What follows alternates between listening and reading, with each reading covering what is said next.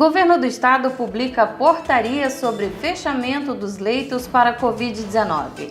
Prefeitura do Natal estuda abrir centro de referência para tratamento da Covid-19 na zona oeste da cidade. Especialistas explicam por que, mesmo com a redução no número de mortes diárias, o momento ainda exige cuidados.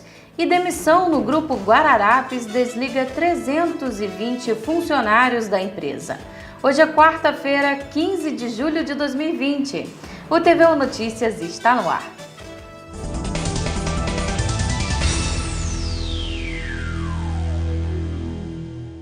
O Governo do Estado publicou uma portaria hoje que regulamenta o fechamento de leitos para a Covid-19 nos municípios do Rio Grande do Norte. Jamile Nogueira tem mais informações. A portaria foi publicada hoje no Diário Oficial do Estado. O texto regulamenta a desativação dos leitos clínicos e críticos para o tratamento da Covid-19 e determina que o município ou hospital deve comunicar à Secretaria de Saúde Pública do Estado, com antecedência mínima de 72 horas, sobre a pretensão do fechamento.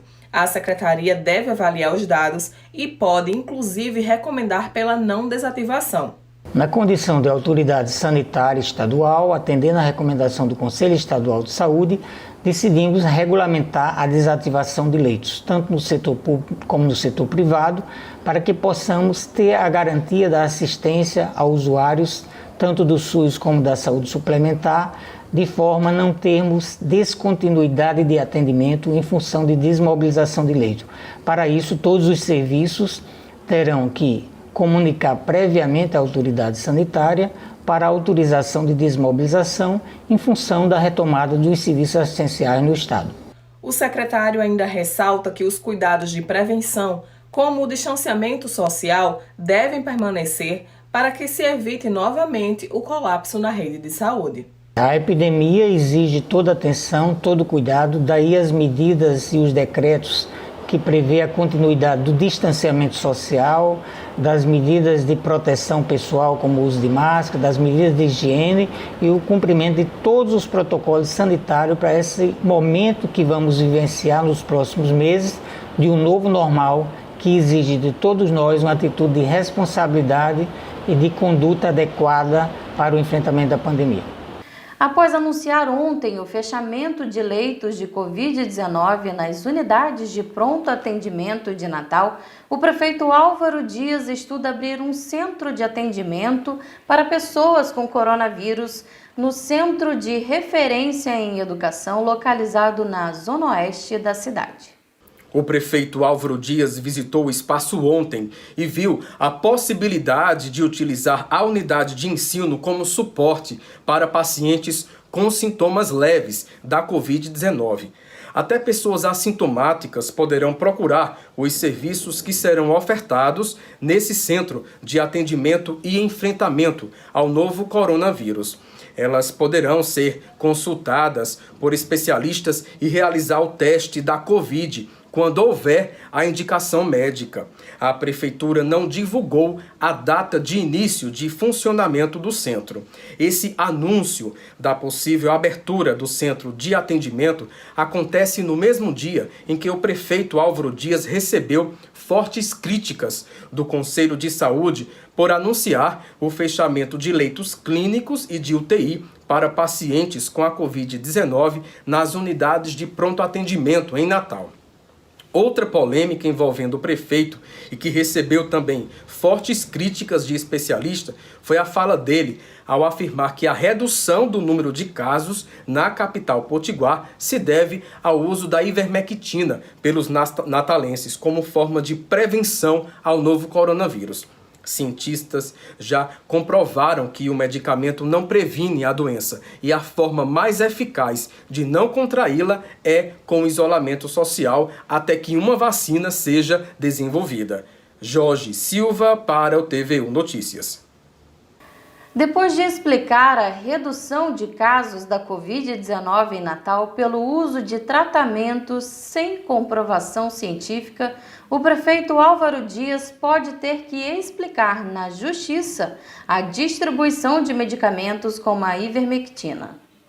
A investigação aberta ainda na semana passada vai apurar se a distribuição do medicamento configura propaganda eleitoral antecipada. A denúncia é baseada em postagens do prefeito em redes sociais com o anúncio da distribuição dos medicamentos. Todos os postos de saúde que funcionam com horário estendido e que estão fazendo o tratamento precoce, vamos vencer o coronavírus na cidade de Natal. O Ministério Público informou através de nota que o procedimento está em fase inicial e que não vai comentar o caso por enquanto. O Rio Grande do Norte tem apresentado redução nos números de mortes diárias ocasionadas por Covid-19. Especialistas, no entanto, alertam que o momento requer cuidados. Os levantamentos mais recentes sobre a evolução da Covid-19 no Rio Grande do Norte apontam que começou a cair o número de mortes diárias e casos da doença no estado. No último domingo, dados do Consórcio de Imprensa Nacional apontaram que o Rio Grande do Norte teve 39% de queda de mortes diárias nos últimos 7 dias. A Secretaria de Saúde confirmou que houve redução nas semanas 24, 25 e 26, que são ainda do mês de junho, mas ainda não há resultado das últimas 2 semanas. De acordo com os números apresentados no site do Laboratório de Inovação Tecnológica em Saúde, que tem atualizações diárias sobre o coronavírus, desde o final de junho, os gráficos já apresentam declínio.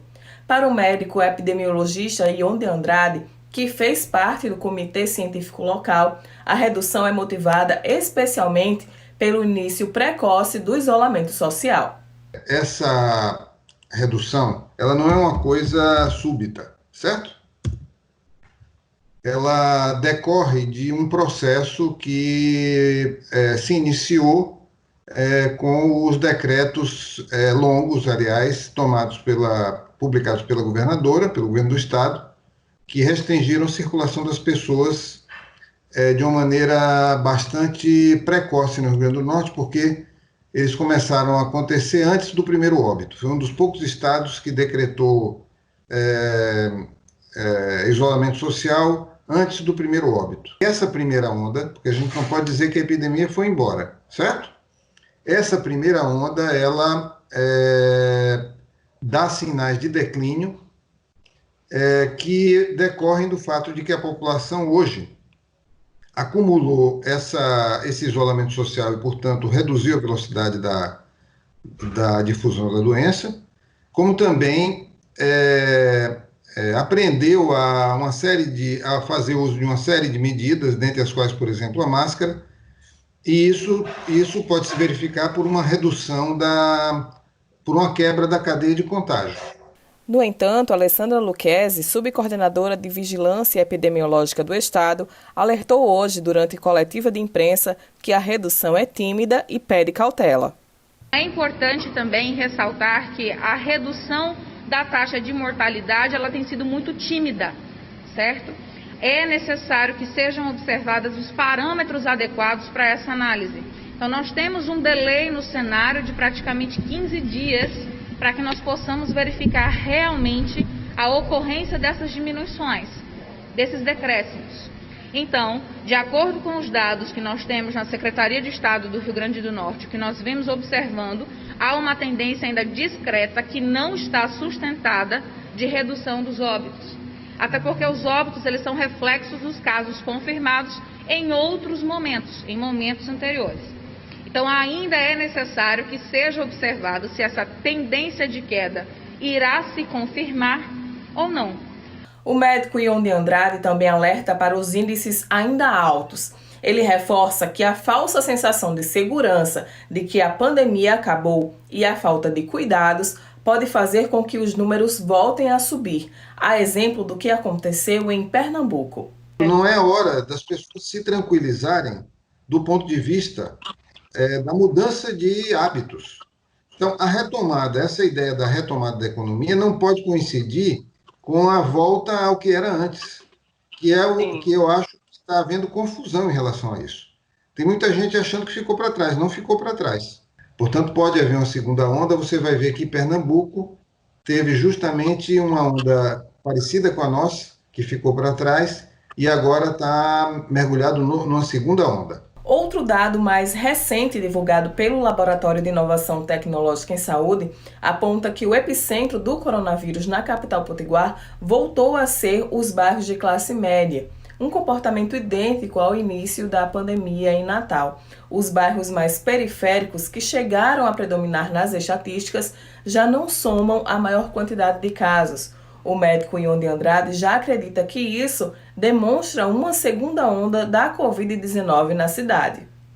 Esses dados apontam para a possibilidade de que isso já seja uma segunda onda. É uma espécie de efeito bumerangue, porque essa epidemia, na medida em que ela pareça ceder, as pessoas relaxam e aí elas descobrem que ela não foi embora.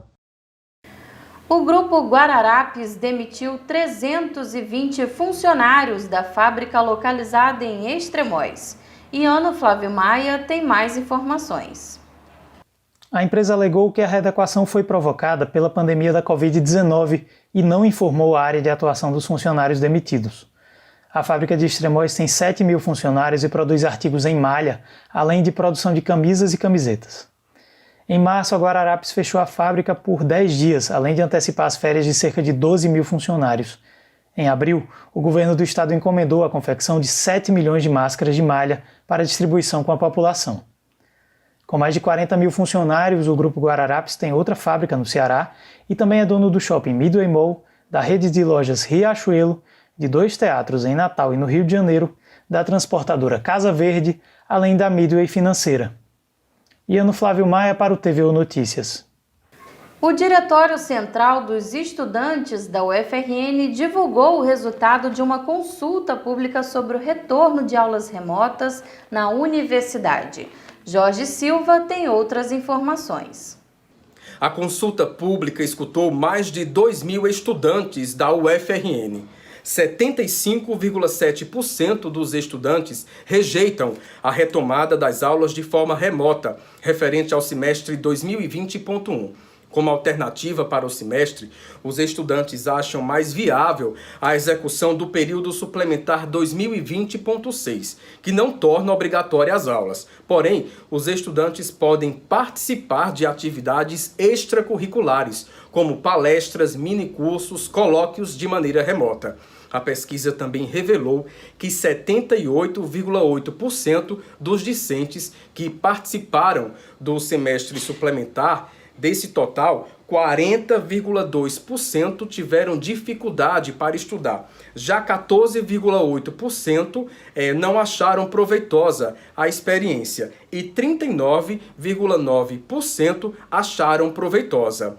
O levantamento também mostrou como está a saúde mental dos estudantes nesse período de pandemia. 51,4% dos estudantes responderam que a saúde oscila entre boa e ruim. Já 20,2% responderam que a saúde mental está ruim ou péssima e 21,5% estão com boa saúde. O DCE encaminhou a pesquisa para a reitoria da UFRN. É muito importante que a nossa opinião seja ouvida nesse processo. Nós somos a maior parte da comunidade universitária e somos a própria razão de ser da instituição. Por isso, segunda-feira, nós tivemos uma reunião com o reitor da UFRN em que apresentamos não só a consulta pública e os dados que extraímos dela, como também o manifesto Ninguém Fica para Trás, assinado pelo DCE, Sinteste e 38 centros e diretórios acadêmicos da UFRN.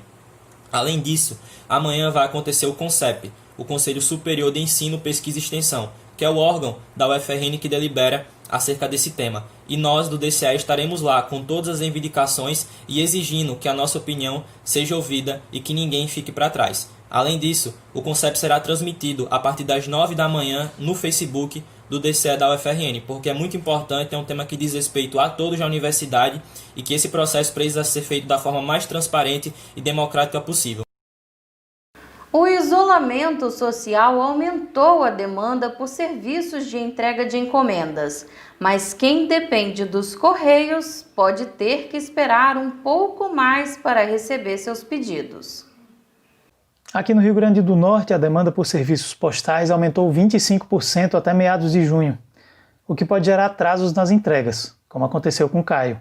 Recentemente precisei utilizar os serviços dos Correios para encaminhar meu celular para autorizada. Tendo visto o estado de pandemia, não havia autorizada próxima, nem no Rio Grande do Norte, nem em estados próximos. Então precisei encaminhar para a central, que é em Minas Gerais, Belo Horizonte, né, precisamente. Então encaminhei para lá. Após o conserto, ele foi encaminhado de volta. A previsão de entrega dele era dia 7. Porém, quando eu vou verificar o rastreamento, a localização do celular, consta a mensagem que o celular ainda não chegou à unidade em Natal. Essa mensagem é do dia 1º/7. E a previsão de entrega é dia 7. A Superintendência de Operações dos Correios aqui no estado reconheceu, através de nota, que vem enfrentando problemas pontuais com entregas, além da redução da capacidade da força de trabalho por causa da pandemia. A empresa não informa o número de empregados afetados pela Covid-19, mas afirma que contratou mão de obra temporária e garante que as agências operam com 90% de eficiência. Ainda segundo a nota, todos os trabalhadores dos Correios receberam máscaras laváveis e álcool em gel, além da instalação de barreiras acrílicas nos guichês de atendimento. Do outro lado, o Sindicato dos Trabalhadores dos Correios questiona a falta de transparência da empresa e afirma que foi preciso entrar na Justiça para garantir a proteção dos funcionários. Desde o início da Covid, o sindicato, como instituição, procurou se aproximar da empresa. Como? Foi criada uma comissão em Brasília para todas as diretorias regionais, inclusive aqui do Rio Grande do Norte. Mas buscamos, entramos com um pedido, através de ofício, e a empresa negou, porque ela não quis a presença do sindicato como órgão fiscalizador. A gente, através da nossa assessoria jurídica, começamos a fazer ações. Para você ter uma ideia, das 6 ações que nós fizemos aqui no Rio Grande do Norte, nós ganhamos 5.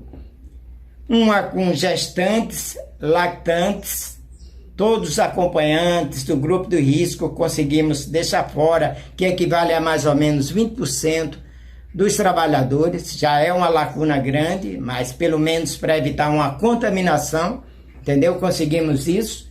E depois, a cada setor que era descoberto o foco, entendeu? Uma pessoa infectada, a gente entrava com a ação para que aquela pessoa saísse e fosse feita a testagem no local. E assim foram feitos em 5 CDDs aqui de Natal e o CDD Abolição de Mossoró. Que o telefone é uma ferramenta essencial hoje, principalmente no estado, na situação em que a gente se encontra. Então eu estou com o meu trabalho comprometido. As respostas que estou realizando não é tempestiva, a questão da comunicação até certo ponto não é eficiente devido à ausência de celular. Então, passados uma semana da previsão de entrega, não recebi o celular e, infelizmente, sequer tenho um novo prazo para fazer isso e não estou conseguindo sequer fazer reclamação nos Correios. Hoje, 15 de julho, é Dia Estadual de Combate ao Feminicídio. A data foi instituída em setembro do ano passado e reforça ainda mais o enfrentamento e debate sobre os casos de violência de gênero no Rio Grande do Norte. Confira mais na matéria da repórter Cecília Costa. Ano passado, a governadora Fátima Bezerra sancionou a Lei 10.592/2019, instituindo 15 de julho o Dia Estadual do Combate ao Feminicídio. O termo é usado para denominar a morte de mulheres pela condição de ser mulher. O projeto de autoria da deputada estadual Isolda Dantas, do PT, faz referência ao assassinato de 5 mulheres no município de Itagiá, no interior do estado, em 2015. A data reforça a necessidade da prevenção e discussão sobre a violência contra a mulher no estado. E essa data, ela é exatamente para que a gente possa discutir esse tema, cobrar da sociedade e cobrar do governo medidas para que as mulheres não sejam mortas simplesmente porque são mulheres. E nesse sentido, estamos aqui querendo, junto com o governo do estado, construir políticas públicas, porque o Rio Grande do Norte não pode ser um estado que siga ser um dos maiores que tem assassinato de mulheres. E nós seguimos aqui na luta. Poliana Galvão, integrante do movimento Amélias, fala da importância dessa data na luta das mulheres. Uma grande vitória, uma grande conquista na luta das mulheres em defesa das nossas vidas. E nós enxergamos essa data como forma de dar visibilidade, né? Dar mais visibilidade a essa pauta, né? Mas principalmente de sensibilizar a sociedade, de trazer a sociedade para junto, né? Segundo dados do Observatório da Violência no Rio Grande do Norte, o óbvio, em 2019 houve uma queda de 30% de casos de feminicídio no estado. Apesar de ser um dado a ser comemorado, é importante continuar combatendo e denunciando já quando aparecem os primeiros sinais de comportamento violento e abusivo do parceiro. A promotora de justiça do RN, Érica Canuto, fala um pouco sobre os principais comportamentos que podem resultar em feminicídio. Um anúncio de morte, na verdade, ele é um contínuo da violência, não é? Quanto mais a mulher está nesse relacionamento abusivo, quanto mais ela continua, e ele diz, se você não for minha, não vai ser de mais ninguém, se você ficar com outro, você vai ver como eu lhe mato, eu vou lhe mostrar que você não termina esse relacionamento. Então, é uma ameaça, essa ameaça é a promessa do feminicídio. E a gente tem que acreditar que essa ameaça pode se tornar real. A promotora também indica maneiras de buscar ajuda e canais para denunciar os casos aqui no estado. Conta com a delegacia virtual, né? Também você pode entrar no site da SESED, da Secretaria de Segurança, e fazer o seu boletim de ocorrência. Pode pedir medida protetiva eletronicamente, online. Eu quero deixar aqui o número das promotorias de Natal, é o 9994 8888. É um número fácil, você pode pedir medida protetiva, comunicar descumprimento, pedir proteção, pedir casa-abrigo, pedir outros serviços da Lei Maria da Penha. Então nós temos delegacia também, plantão 24 horas, temos núcleo de feminicídio, temos botão do pânico, com a tornozeleira eletrônica, né? Temos patrulha Maria da Penha. E só para não esquecer... Se tem uma coisa que a gente tem muita certeza, é que em violência contra a mulher, a gente mete a colher sim. O TVU Notícias termina aqui. Enquanto durarem as medidas de isolamento social para prevenir a Covid-19, você pode conferir todo o conteúdo da TVU que está disponível no nosso canal no YouTube. Tenham uma boa noite e até amanhã.